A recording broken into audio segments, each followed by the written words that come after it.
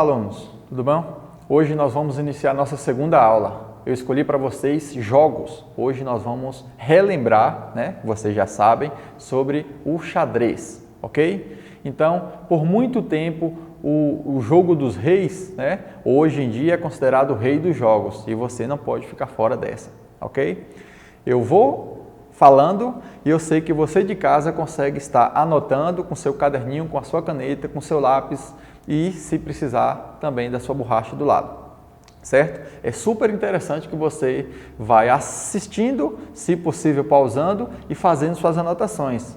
Eu desafio a vocês a trabalhar até com artes aqui, tá? Se possível, se você achar interessante, pode até desenhar aí, ok? Se estivéssemos em aula presencial, pode ter certeza que estaríamos aqui no quadro desenhando desde o tabuleiro da peça mais importante até a peça de menor valor, mas todas elas são importantes e vocês vão saber disso, ok? Então assim, qual o objetivo do jogo? Tudo que a gente traz aqui, ele tem um objetivo. Eu estou falando sobre o xadrez. O que é que vocês imaginam que é o objetivo do xadrez? É o quê? É capturar o rei adversário, isso mesmo. E eu vou fazer até uma brincadeirinha com vocês. E olha que o meu time está lá embaixo, Pelé, um grande jogador do futebol brasileiro e mundial, fez história no Santos, mas ele jogou também no Vasco. E o ano passado ele declarou que o coração dele também era vascaíno, Então eu fiz essa brincadeira para que vocês associassem. É como se o Vasco estivesse capturando o rei adversário, certo? Nunca se esqueça disso. O objetivo do xadrez é capturar o rei adversário. Vamos seguindo. Para que a gente fale sobre o xadrez e entenda um pouco mais, eu preciso trazer para vocês um tabuleiro, Então, esse tabuleiro que eu trago para vocês, ele é composto por várias casas pretas e brancas, com números e letras, ok? Vocês já sabem disso, mas vocês sabem que tem alguns tabuleiros que ele não tem essa referência, Talvez um tabuleiro da sua escola, ele não tem números e letras. Ah, professor, mas e será que eu não vou colocar ele de lado, Será que ele não está errado? Então a referência é a primeira e a última casa. Olha, essa do lado esquerdo inferior é uma casa pintada, ou seja, uma casa preta. E do seu lado superior direito, ela também é pintada, Vocês sabem que essa daqui é a primeira, a 1A, e essa daqui, que está sendo piscada, é a 8H. A gente já trabalhou isso desde o 6º ano, quando vocês estavam lá. Aí eu pergunto, quantas casas tem no tabuleiro de xadrez? Você sabe que são quantas? 64 casas, isso mesmo. Só que eu quero trazer outra informação importante para vocês, A organização das casas no tabuleiro. Tem gente que coloca de qualquer forma. Não. Se você tiver um tabuleiro que ela tiver a marcação dos números, consequentemente vai ter das letras também, nas casas 1 e 2 se organiza as peças brancas. Isso é regra.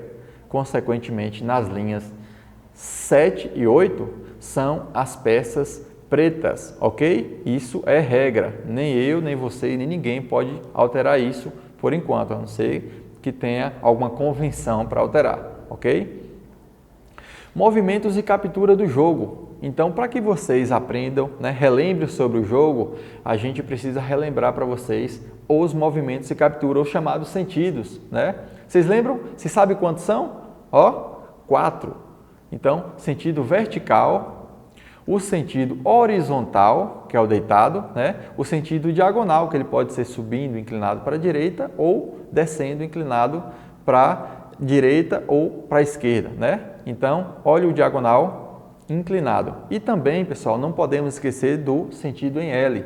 Então, tem peça que movimenta dessa forma no jogo. Então, vocês precisam saber movimentos e captura, quais são os sentidos do jogo, vertical, horizontal, diagonal e em L. Eu, sendo aluno, eu estaria anotando, O dia que eu anotei que o sentido vertical é em pé e que o horizontal é deitado, que se lembra o horizonte, Quem já teve a oportunidade de ir na praia, veja lá, sentado, ou tomando banho no mar, e lá no final, aquela linha, aquilo ali é o horizonte. Então, nunca se esqueça disso. Faça suas anotações para sempre você lembrar. As peças do jogo, vocês lembram quantas são? Aí tem gente que fala, são 16. Aí o outro, não, são 32 total do jogo. Quantos tipos de peça? Vamos imaginar que o professor elabore essa pergunta para vocês. Quantos tipos de peça? Pense rápido. Isso mesmo, garoto. 6 tipos de peça. Eu vou lembrar para vocês em ordem de importância. O rei, a peça mais importante do jogo. Depois vem a rainha, né? Ou dama, mas eu costumo utilizar o nome rainha porque se tem rei, tem rainha, né? Imagina isso que seja um confronto entre reis, né? Entre castelos, né? Então tem rei, tem rainha. E a rainha ela é uma peça muito boa para se jogar. Tem também a torre, né?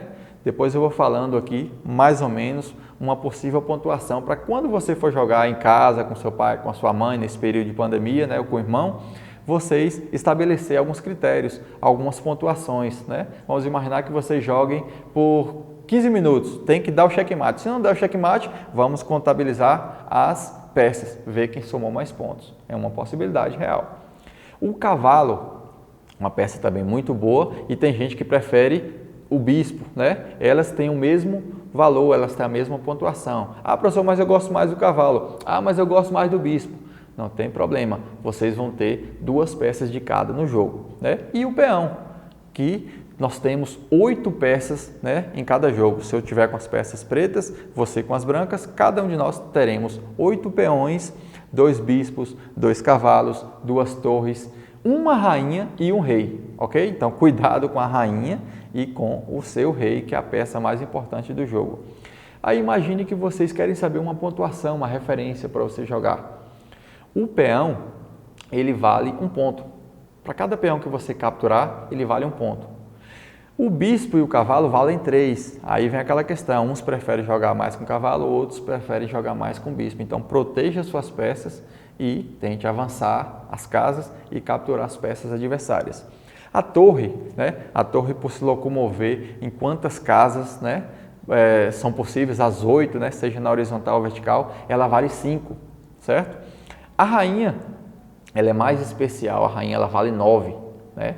Então, cuidado com ela, porque se alguém perder a rainha no jogo, está com 50% do jogo já perdido.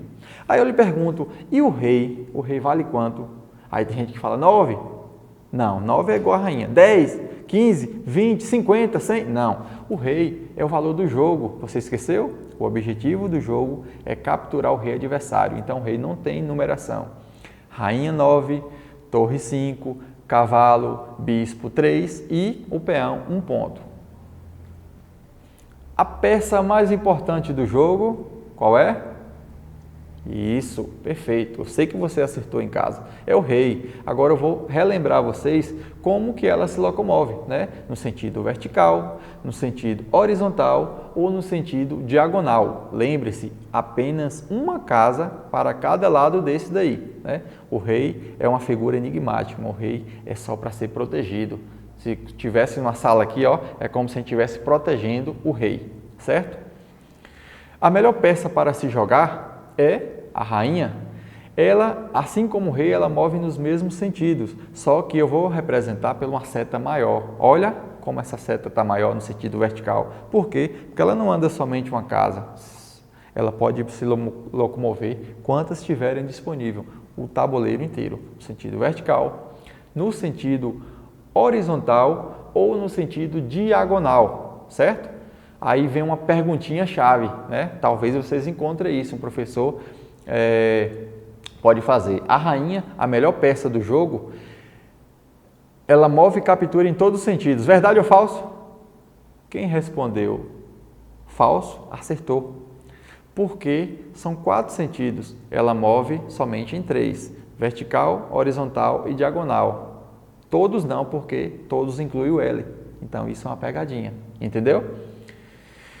Só move na vertical e na horizontal. Estamos falando de que peça? Aquela que vale 5 pontos. Lembra dela? Isso mesmo, a torre. A torre, ela move quantas casas for necessário no sentido vertical ou no sentido horizontal. Boa peça ela, tá? Só move na diagonal. Que peça é essa? Isso, garoto. Bispo, né? O bispo, ela move somente na diagonal. Todas elas vão e voltam. Agora preste bastante atenção nessa eu vou falar ainda sobre o cavalo, né? A única peça que pode mover em L, né? Essa peça, o cavalo, eu deixei ela aqui em penúltimo, porque ela é especial também, né? Olha a especificidade dela. Eu coloquei aqui em L e realmente parece, né? A letra L aqui, ó. Deixa eu passar o mouse para facilitar isso. Conta 1, 2, 3 casas. Ou, né? Lembrando lá os pequenos nas séries iniciais, cavalo. Então são 8 possibilidades de movimento com o cavalo no jogo, certo? É uma peça muito boa também. Eu vou voltar a falar dela ali na frente. Agora eu deixei o peão por último, porque é uma peça que ela move diferente do que captura. Todas elas, no lugar que param, né, já capturam no seu movimento. O peão não, ele move de uma forma e captura da outra. Veja bem, o peão ele move na vertical. Então, 1 ou 2 casas, você que escolhe, você tem 8 peões na sua frente, você escolhe cada peão se ele vai mover 1 ou 2 casas, certo? Só na primeira jogada. Professor, eu movi 1 casa, já movi com ele, eu vou mover 2 agora, posso? Não pode mais, você já tocou no peão, já foi. E lembre-se, tá? Vocês que já são mais crescidinhos, né? Estamos falando aqui para as turmas de 8º e 9º anos, procure observar. O xadrez é um jogo de observação. Se caso você tocar na peça, você tem que jogar nela, entendeu? Então, observe o que é que você vai fazer. Quando eu tenho certeza, eu toco na peça e não posso voltar mais. Mas isso é previamente discutido com o seu adversário, certo? Então, o peão ele move na vertical, mas ele captura em diagonal, certo? O peão ele captura diferente do que se move, então, em diagonal, também uma casa. O peão, ele é a única peça que não pode voltar no jogo. Todas vão e pode voltar, o peão não. Mas, em compensação, é a única que pode ser promovida no jogo. Você lembra que o peão vai se deslocando, quando ele chega lá no final do tabuleiro, ele pode ser promovido. Então, veja bem, imagine esse peão aqui, ó, saiu da casa 2, né, o peão branco, ele vai se deslocando até ele chegar na casa 8. Chegando lá, se você estiver jogando de forma online, por exemplo, né, um computador ou pelo celular, vocês vão ver que abre uma janelinha com as possibilidades aqui de uma rainha, de um cavalo, de uma torre ou de um bispo. Trocar um peão por outro? Não, por isso que nem aparece. Trocar o peão pelo rei? Não pode, porque só pode ter um rei de cada cor no jogo. Agora, damas, quantas você conseguir atravessar com peão? Cavalos, torres, bispos, tá? Olha outra coisa importante. Assim como o cavalo, o peão são as únicas peças que pode iniciar a partida. Tem gente que acha que é só o peão, porque ele está na frente que pode iniciar. Não, o cavalo pode iniciar, porque ele salta. Não se esqueça disso, tá? Uma pergunta muito boa para vocês aí. Vou trazer para vocês aqui uma jogada, né? O en passant é conhecido como na passagem. Então imagine aqui, ó, que esse peão branco, se ele for deslocar, né, uma casa aqui, ele logo vai ser capturado. Vocês sabem disso. Então ele vai tentar ludibriar o seu adversário, que está jogando com a peça preta, tentando mover 2 casas. Ele pode mover 2 casas? Pode, ele não saiu ainda. Então, ó, a primeira jogada dele, no segundo quadrinho, ele já parou ao lado do outro peão. Mas como é a primeira jogada dele, ele pode ser capturado sim por esse peão preto, ó. É como se ele passasse aqui e parasse no lugar em diagonal. Prestou atenção nisso? En passant, certo? Quando vocês precisarem, pode retornar essa parte para entender quantas vezes for necessário. Ok? Significa na passagem, ou seja, o peão ele saiu, se deslocou e na passagem ele foi capturado. Aproveite isso, tá? Seu colega que porventura não estiver praticando xadrez, você pega ele nessa jogada.